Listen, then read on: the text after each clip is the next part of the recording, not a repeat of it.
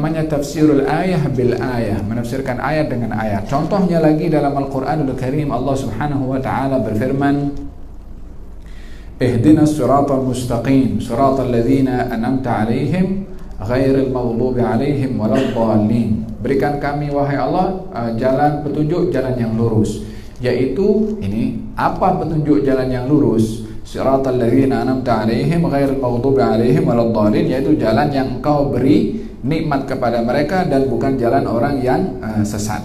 Kemudian ditafsirkan balik, apa jalan orang yang diberi nikmat, yaitu wa may yuti'illaha war rasul fa ulaika ma'al ladzina an'ama Allahu 'alaihim minan nabiyyin wasiddiqin wasyuhada'i wassalihin. Barang siapa orang yang taat kepada Allah dan Rasulnya, maka dia akan bersama dengan orang-orang yang diberi nikmat. Akan bersama dengan orang-orang yang diberi nikmat. Tadi minta jalan yang lurus, yaitu jalan orang yang diberi nikmat. Siapa orang yang diberi nikmat? Orang yang taat kepada Allah dan Rasulnya, mereka akan diberikan kebersamaan bersama orang-orang yang diberi nikmat. Siapa mereka? Minan nabiyyin wasiddiqin wasyuhada'i wassalihin, daripada para anbiya, para siddiqin, para syuhada dan juga para as-salihin. Idan ini tafsirul ayat dengan ayat, dan banyak lagi di dalam Al-Qur'anul Karim tafsir ayat dengan ayat. Bila mana kita melihat pada ayat yang mengenai tentang waktunya salat tadi, ditafsirkan oleh Allah, tapi Allah hanya menyebutkan 3 waktu sahaja. Allah hanya menyebutkan 3 waktu. Yang pertama, dalam ayat tadi, salat itu wajib ke atas orang beriman dengan waktu yang ditentukan, tapi tak dijelaskan apa saja. Dalam ayat yang lain disebutkan 3 waktu tadi, daripada matahari condong sampai terbenam dan sampai terbit waktu fajar. Ada berapa waktu yang disebutkan oleh Allah? 3 waktu. Antara matahari condong sampai terbenam, dari matahari terbenam sampai terbit waktu fajar, dan juga munculnya fajar. Maka dengan demikian ada 3 waktu. Sementara salat yang kita lakukan adalah berapa salat yang kita lakukan? 5 waktu salat. Adakah 5 waktu ini dibagi 3 waktu, atau setiap waktu atau setiap salat itu mempunyai waktu yang berasingan daripada waktu yang lainnya? Ini pembahasan kita pada hadis. Jadi kalau tadi tafsir ayat dengan ayat, ini sekarang tafsir ayat dengan ayat. Ayat yang menafsirkan ayat ditafsirkan oleh hadis.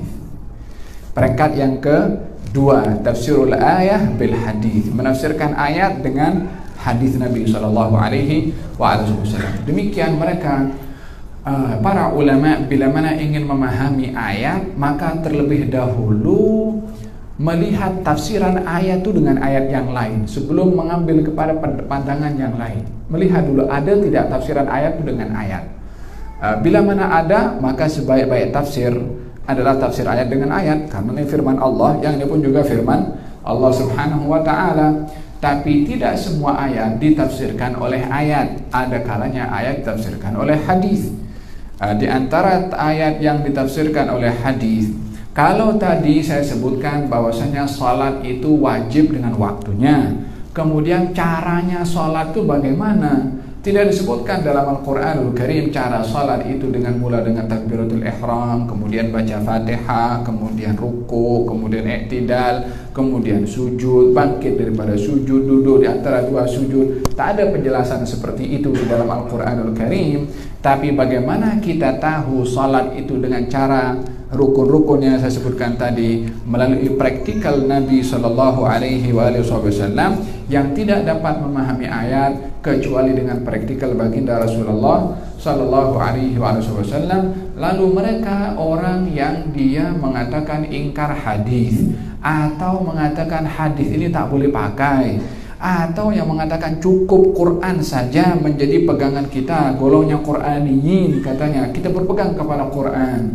Yang pertama, bagaimana dia nak paham tentang maksud Allah untuk salat kalau tanpa dijelaskan oleh Nabi Shallallahu Alaihi Wasallam? Oleh sebab itu ada golongan namanya golongan iling. Tahu golongan iling? Ini orang yang tak mau pegang kepada hadis. Apa katanya? Kalau salat kita tak perlu rukuk, tak perlu sujud. Kenapa? Karena salat dalam Al-Quran, aqimis salata lidzikri, tunaikan salat untuk berzikir, menyebut aku, mengingat kepada aku. Diam saja, tak perlu ada rukuk sujud, ingat saja kepada Allah, Anda sudah salat. Simple kan? Simple. Orang yang tak pakai otak akan menafsirkan demikian disebabkan oleh karena mengedepikan sumber suci kedua setelah Al-Quranul Karim adalah hadis Nabi SAW. Cara bersedekah Allah hanya perintahkan untuk berzakat, tapi tak disebutkan berapa dia punya nisab, berapa dia punya daripada zakat, berapa peratusan yang dikeluarkan, apa barangan yang wajib dikeluarkan zakatnya, kenapa ada beza antara zakat perniagaan dengan dan mana kalau bukan Nabi tak bagi menjelaskan kepada kita. Masalah haji contohnya, orang sudah pergi ke haji, di dalam Al-Quranul Karim, walillahi ala nasi hajjul baiti man istata'a ilaihi sabila, hak Allah ke atas manusia untuk pergi ke rumah Allah, pergi haji. Macam mana nak pergi ke haji? Macam mana nak pakai ihram? Tak ada sebutan dalam Al-Quran pakailah ihram, ambillah ihram di miqat. Tak ada jelasan, tak ada penjelasan pun juga waktu bila untuk berada di padang Arafah. Banyak masalah yang akan tertinggal bila mana tidak dijelaskan oleh Nabi SAW. Pada masa yang sama, tidak semua ayat itu dijelaskan oleh baginda Rasulullah SAW. Hanya sebahagian ayat yang dijelaskan oleh baginda Rasulullah SAW. Disebabkan oleh karena Nabi berhadapan dengan orang yang paham bahasa Arab, sehingga tidak semua perkara dalam Al-Quran yang jelas maknanya untuk ditafsirkan oleh Nabi. Sebab yang menerima turunnya Al-Quran yaitu orang-orang Arab sendiri. Qul huwallahu ahad, tak perlu nak tafsirkan apa maksudnya qul dalam bahasa Arab, mereka orang Arab sudah mengetahui. Jadi banyak ayat yang tidak ditafsirkan oleh baginda Rasulullah bukan karena Nabi mengabaikan maksud Allah pada ayat, tidak, akan tetapi dibiarkan oleh Nabi karena makna ayat Allah luas, kadang-kadang bahkan pastinya sesuai dengan setiap zaman dan keadaan. Sementara waktu itu adalah keadaan yang sesuai dengan zaman baginda Rasulullah, yang hal-hal yang perlu untuk ditafsirkan oleh Nabi akan ditafsirkan, yang agaknya perkembangan zaman akan membuktikan benarnya maksud Allah dibiarkan general seperti itu, sehingga setiap zaman dapat dibuktikan tentang benarnya firman Allah melalui penafsiran-penafsiran ahli zaman itu. Bukankah kita memperbanyak di dalam Al-Quranul Karim Allah Subhanahu wa taala berfirman tentang embrio. Tahu embrio? Yani apa yang ada dalam janin. Faham tuh, diceritakan di situ antara manusia diciptakan daripada air mani, lalu berubah menjadi darah, menjadi daging, kemudian mukhallaqatin aw ghairu mukhallaqah, boleh bentuk atau tidak membentuk, kemudian summa nukhrijukum tifla, mengeluarkan kamu dalam keadaan bayi, kemudian kamu akan sampai kepada usia remaja, ada di antara kamu yang dipercepat wafatnya, ada di antara kamu yang diberi panjang umur sampai usia nyanyuk. Proses ciptaan Allah Subhanahu wa taala ketika menceritakan tentang kebangkitan itu terjadi atau pasti, perumpamaannya adalah manusia sebelum wujud menjadi wujud. Prosesnya daripada air mani yang hina tadi. Diceritakan oleh Allah proses ini di zaman yang waktu itu teknologi tak ada. Macam mana boleh nak menggambarkan janin waktu itu dari proses daripada mani menjadi darah, daripada darah seketul daging, daripada daging membentuk nanti kemudian dipakaikan ada daging dan tulang itu dipakaikan daging oleh Allah. Fakasawna al-idhama lahman, dan kami pakaikan pada tulang itu daging. Ya, ini tulang itu kan tulang di dalam ditutup dengan daging, dipakaikan. Kan itu realitinya kita boleh tahu setelah dicek semua. Tapi itu Allah berbicara 14 abad yang lalu, yang belum ada teknologi, belum ada sesiapapun jumpa. Ini ilmu embrio, kan baru 100 tahun yang lalu mungkin orang baru jumpa dengan alat-alat yang ada. Sementara Allah kisahkan hal ini 14 abad yang lalu. Waktu itu as-sahabat tidak mempertikaikan macam mana ya. Sebab mereka sudah dengan bahasa iman, mereka Allah cakap begitu ya begitu. Yang herannya orang sekarang, bila mana ahli saintis cerita, oh betul lah kata Qurannya, membetulkan Quran setelah saintis cerita. Lah Allah yang sudah bercakap daripada dulu dibuktikan, takkan kalau saintis tak buktikan baru tak percaya dengan Allah Subhanahu wa taala. Wa hakadha as-sahabah memahami firman Allah Subhanahu wa taala dengan apa yang mereka terima dan apa yang mereka memahami. Tetapi makna tafsiran Allah tidak, tafsiran firman Allah tidak dibatasi dengan setiap zaman, bahkan ia berkembang. Oleh sebab itu setiap zaman orang masih mengkaji tafsir. Sekarang ada berapa ribu tafsir yang ditulis, walaupun ayatnya hanya 6.666 ayat, tapi orang masih mengkaji tentang maksud daripada Allah Subhanahu wa taala di dalam ayat Al-Qur'an Al-Karim. Kembali kepada pokok permasalahan. Allah hanya menyebutkan 3 waktu di dalam Al-Quranul Karim, yaitu merangkumi zuhur dan asar 1 waktu, maghrib dan isya 1 waktu, dan juga fajar 1 waktu. Adakah bermakna solat ini boleh dicantumkan zuhur dan asar, maghrib dengan isya dijamak tanpa ada sebab, atau tidak boleh? Melalui hadis yang diriwayatkan oleh Abu Mas'ud Al-Ansari menceritakan bahwasanya ini bahagian daripada tafsirul Qur'an al-ayah bil hadis. Seorang sahabat Nabi bernama Mughirah ibn Syu'bah yang mengakhirkan salat daripada awal waktunya di Irak, kemudian ditegur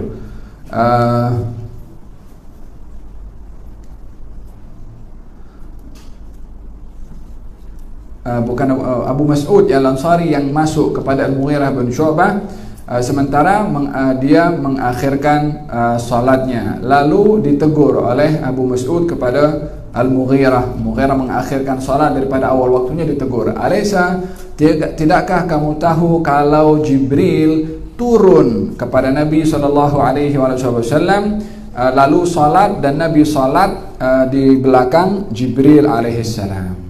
1. Kemudian Jibril salat, Nabi salat. 2. Nabi salat, Jibril salat. 3. Jibril salat, Nabi salat 3. Kemudian Jibril salat, Nabi salat 4. Kemudian Jibril salat, Nabi salat 5. Maknanya 5 waktu yang dilakukan oleh Jibril salat bersama Nabi pada waktu yang berasingan. Hadis ini memberikan beberapa penjelasan. Yang pertama adalah salat yang 5 waktu mempunyai 5 waktu juga, atau salat yang 5 kali mempunyai 5 waktu. Salat yang 5 kali mempunyai 5 waktu, setiap salat mempunyai waktu yang tersendiri. Hal ini dilihat daripada hadis ini, Jibril turun kepada Nabi 5 kali, melakukan salat 5 kali bersama dengan baginda Rasulullah. Bila Jibril turun kepada Nabi, Jibril turun kepada baginda Rasulullah hari kedua setelah Nabi kembali daripada peristiwa Isra dan juga Mi'raj. yakni ketika Nabi peristiwa Isra Mi'raj mendapatkan perintah untuk melakukan salat 5 waktu tanpa diperincikan kaifiyahnya macam mana, hanya diperintah salat 5 waktu. Kembali ke bumi, Nabi hanya dapat tahu salat wajib kepada beliau 5 waktu. Hal ini diperjelas cara melakukan salat oleh Jibril dengan datangnya Jibril pada hari kedua. Adakah sebelum diwajibkan salat Nabi tak salat? Menjadi pembahasan para ulama, adakah Nabi salat sebelum peristiwa Isra dan Mi'raj atau tidak? Kebanyakan mereka mengatakan Nabi salat dan menghadap kepada Al-Qiblah. Walau demikian, Walaupun ulama mengatakan kalau Nabi salat juga, berbeza pandangan bagaimana cara salatnya. Adakah sama dengan salat yang diajarkan oleh Jibril ataupun tidak sama? Kalau sama, berapa rakaat? Banyak persoalan yang diperbincangkan sebab tidak ada satu kejelasan berkenaan dengan cara sebenar Nabi salat. Tapi yang ada riwayat yang memang Nabi salat. Kepastian Nabi salat sebelum peristiwa Isra Mi'raj, Nabi salat. Kaifiyahnya yang menjadi perbincangan ramai para ulama. Apa bukti kalau Nabi salat? Dalam beberapa riwayat diceritakan kalau para sahabat yang memeluk agama Islam pada tahun-tahun pertama Nabi berdakwah, mereka mengatakan, kami ketika sebelum masuk Islam, kami sudah nampak Muhammad salat, di belakangnya anak lelaki, budak-budak, dan di belakangnya lagi perempuan. Yang dimaksudkan di sini lelaki yang salat di belakang Nabi adalah Sayyidina Ali bin Abi Thalib, dan juga yang perempuan salat di belakang adalah Siti Khadijah radhiyallahu anha wa ardhaha. Ini pada awal Nabi mengisytiharkan menjadi Nabi dan salat berjamaah bersama dengan Sayyidina Ali dan bersama dengan Siti Khadijah. Sementara kefarduan salat peristiwa Isra dan Mi'raj setelah 10 tahun Nabi menjadi Nabi, yakni pada awal Nabi berdakwah, Nabi sudah salat. Makmumnya 2 orang, waktu itu adalah Sayyidina Ali dan juga Siti Khadijah. Oleh sebab itu dikatakan bahwasanya daripada kalangan perempuan pertama yang memeluk kepada agama Islam, Siti Khadijah. Daripada golongan kanak-kanak pertama yang memeluk kepada agama Islam, Sayyidina Ali bin Abi Thalib. Daripada kalangan orang dewasa pertama yang memeluk kepada agama Islam adalah Sayyidina Abu Bakar As-Siddiq radhiyallahu anhum ajma'in jami'an. Maka dalam hal ini, hadis ini membuktikan kalau Nabi sebelum turunnya ayat mewajibkan salat 5 waktu dalam peristiwa Isra dan Mi'raj, Nabi sudah salat. Hanya tidak tahu berapa rakaat. Ada katanya salatnya 2 kali sehari, pagi dan petang. Ada pula mengatakan tidak. Falhasil kita tak nak bincang apa yang sebelumnya. Kita nak bahas tentang salat yang diwajibkan oleh Allah Subhanahu wa taala kepada baginda Rasulullah sallallahu alaihi wasallam pada hadis ini. Dan keesokan harinya setelah Nabi mendapatkan wahyu perintah salat 5 waktu, Jibril turun kepada baginda Rasulullah dan mengajarkan salat 5 waktu. Yang menarik perhatian, bermula daripada Nabi menerima kefarduan salat 5 waktu atau 5 kali. Bermula daripada salat pertama dilakukan oleh Nabi, Nabi melakukannya dengan berjamaah.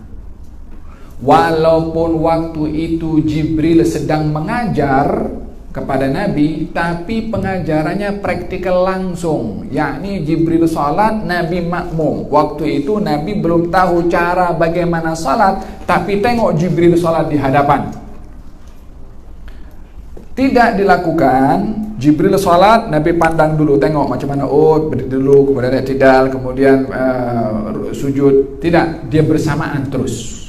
Dan ini menunjukkan bagaimana pentingnya salat fardu untuk dilakukan secara berjamaah, disebabkan bermula daripada difardukannya salat fardu dilakukan oleh Nabi dengan berjamaah dengan Sayyidina Jibril alaihima wa ala baqiyati anbiya'illahi ajma'in as-salatu wassalam. Dalam hal ini Jibril mengajarkan kepada Nabi praktikal langsung salat fardu dengan dilakukan secara berjamaah. Apa buktinya? Anna Jibril nazal, Jibril turun fasalla, kemudian Jibril salat fasalla Rasulullah, kemudian Rasulullah salat langsung bersama dengan Jibril, maksudnya mengikuti gerakan dan cara Jibril melakukan as-salat. Dan tentunya adalah kaifiyah yang diajarkan oleh Jibril adalah perintah dan juga tunjuk ajar daripada Allah Subhanahu wa taala. Kemudian thumma, sebutannya thumma dalam bahasa Arab itu kemudian yang ada jarak masa. Kemudian yang ada jarak masa. Kalau contohnya Jaa Zaidun wa Muhammadun.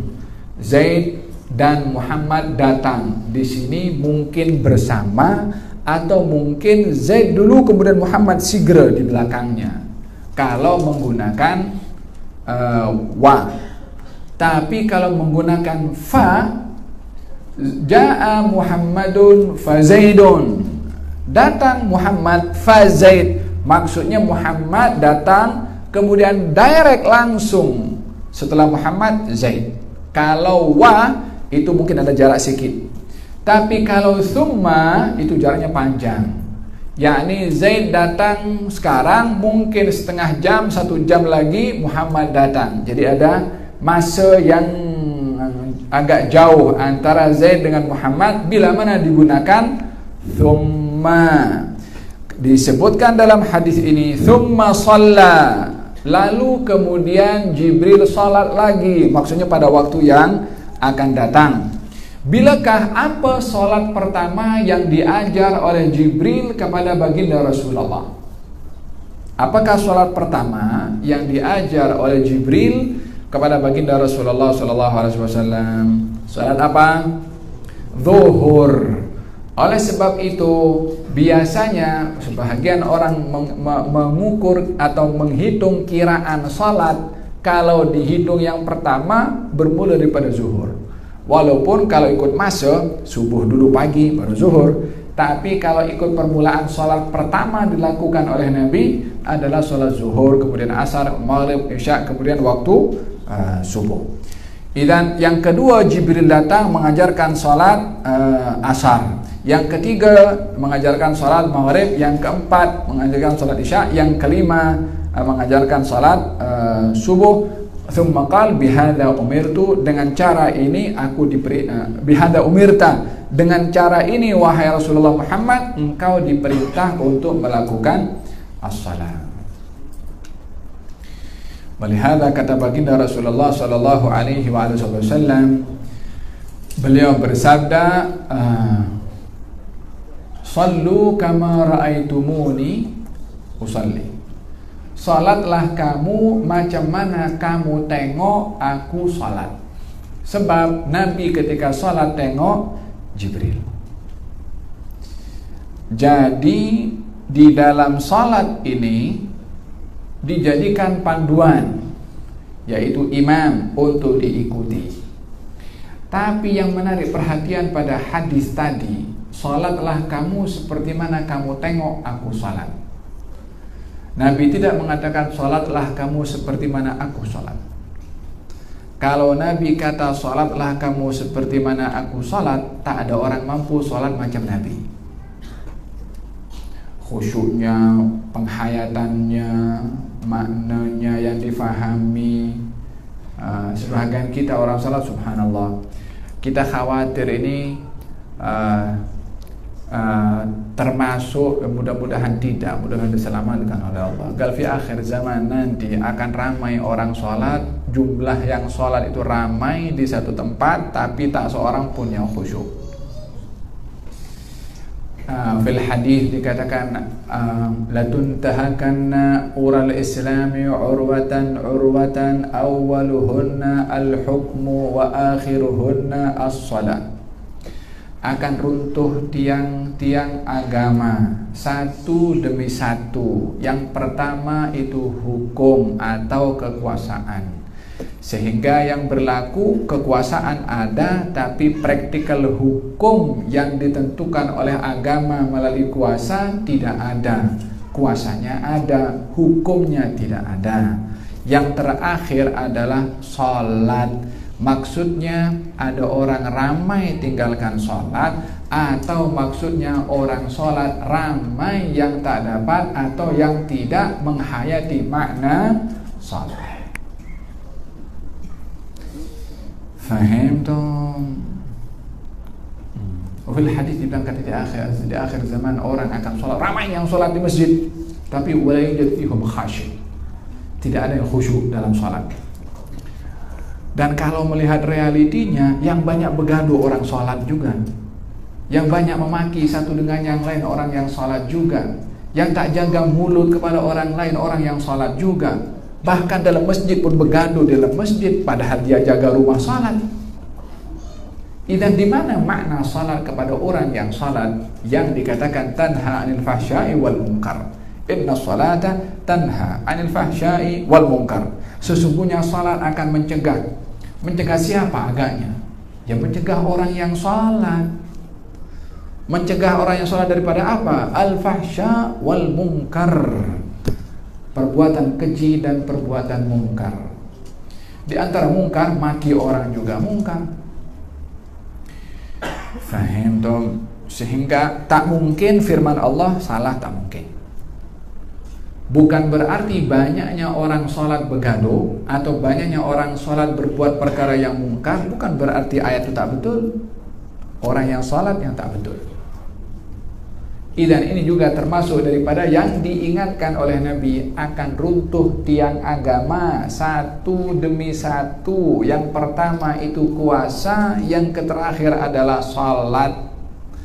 Maksud hilangnya kuasa itu tidak diterapkan hukum agama melalui kuasa, dan juga salat tidak adanya khusyuk kepada orang yang salat. Salatnya ada, tapi makna salat tidak ada, tidak dicari. Ramai orang yang penting aku dah sholat, tapi jarang yang berpikir aku punya sholat nih kesannya mana kepada diri sendiri daripada mencegah perbuatan keji dan perbuatan mungkar. Mudah-mudahan sholat yang kita lakukan ini ada kesan kepada kita punya hati dan jiwa, dapat menjauhkan kita daripada perbuatan keji dan mungkar, insyaallah. Amin, Allahumma amin. Tayyib. Sallu kama ra'aitumuni usalli. Salatlah kamu seperti mana kamu tengok aku salat.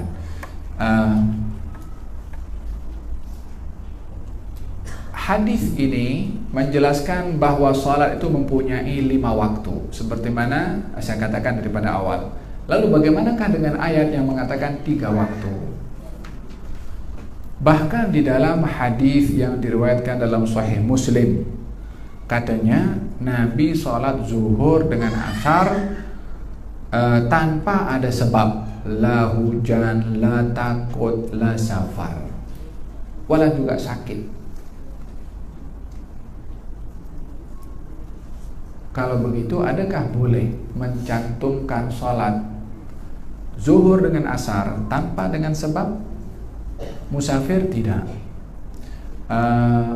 Dalam keadaan takut, dalam perang pun tidak. Dalam perang, kalau dalam keadaan perang, kalau ada memang boleh menggabungkan sholat pada satu waktu lah. Dalam keadaan hujan pun tidak, karena bahagian keuzuran orang menjamak sholat diantaranya adalah hujan. Tidak pun dalam keadaan sakit, yakni bila mana dalam keadaan sakit sakit seseorang boleh untuk menjamak sholatnya untuk memudahkan kepada si pesakit untuk tidak berulang-ulang sehingga menyusahkan kepadanya untuk sholat tepat pada waktunya, dengan syarat dilihat sakitnya itu sakit apa. Jangan sakit flu nak jamak sholat pula. Faham toh? Dan ini menjadi satu pembahasan ulama. Dalam hadis yang pertama, dalam hadis yang di sini Jibril turun 5 kali atau Jibril ajarkan 5 kali. Bermakna setiap sholat mempunyai waktu tersendiri. Kemudian dalam riwayat yang lain dikatakan hari ini Jibril turun mengajarkan sholat fardu zuhur, asar, maghrib dan isya pada awal waktu. Pada hari esok Jibril turun kali yang kedua mengajarkan kepada Nabi setiap waktu di akhir waktu. Maksudnya sholat itu waktunya kan agak panjang. Kalau zuhur sampai, kalau daripada zuhur matahari condong sampai terbenam matahari, bila zuhur sahaja, bila asar sahaja. Maka awal hari pertama Jibril turun pada waktu zuhur di awal waktu. Hari kedua Jibril turun kepada Nabi mengajarkan tentang waktu sholat zuhur di akhir waktu, sehingga menjadi ukuran kepada Nabi waktu zuhur daripada apa yang aku ajar semalam dan hari ini, itulah waktunya. Awal waktu dan juga kepada akhir waktu. Maksud akhir waktu itu bukan sampai kepada penghujungnya terus habis waktu, tidak. Maknanya waktu ikhtiar. Allah nak explain. Waktu dalam salat ini ada waktu namanya waktu fadilah, waktu yang utama. Ada waktu namanya waktu ikhtiar, waktu yang panjang kepada salat yang mempunyai waktu yang cukup panjang. Ada waktu namanya waktu al-jawaz, waktu boleh, yaitu waktu yang waktu karaha, waktu yang makruh, yaitu bila mana waktu salat atau salat dilakukan pada waktu penghujung. Selesai daripada waktu salat, terus masuk waktu yang berikutnya. Ini waktu namanya waktu karaha, waktu yang makruh. Ada waktu namanya waktu yang haram. Waktu yang haram maksudnya waktu yang tak cukup untuk melakukan salat fardu. Baik pada rakaat pertama salat, baru rakaat pertama Allahu Akbar, masuk waktu dah. Atau pada rakaat yang ketiga atau yang keempat belum selesai salam, waktu yang berikutnya dah masuk. Ini waktu namanya waktu yang haram, yakni karena waktu yang dilakukan tidak mencukupi salat itu untuk dilakukan sebelum keluar waktu salat tersebut. Dan ini kategori waktu di dalam satu salat. Ada namanya waktu fadilah, waktu utama. Bila waktu utama? Waktu utama itu adalah waktu yang kalau seseorang dikumandangkan azan sebagai pertanda waktu salat itu masuk, lalu dia bersegera untuk pergi berwudu, untuk persiapkan sejadah, untuk pergi salat sunnah, lalu salat fardu, agaknya masa itu perlu berapa menit, itulah waktu fadilah untuk orang melakukan salat pada awal waktunya. Setelah waktu fadilah baru masuk namanya waktu ikhtiar. Ini waktu yang sa'ah, waktu yang lapang. Bila mana sudah waktu itu sisanya cukup hanya salat fardu sahaja, namanya waktu karahah, yang makruh karena masih berada di dalam waktu.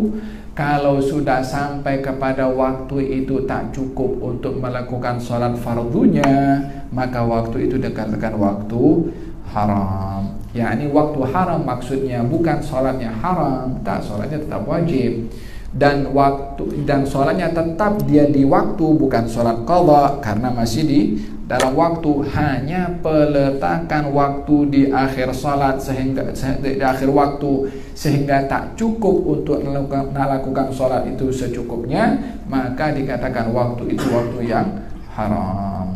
Fawailul lil musallin, celaka orang yang salat. Salah satu penafsirannya adalah yang mengakhirkan salat daripada awal waktunya sampai tidak cukup kepada waktu salat tersebut.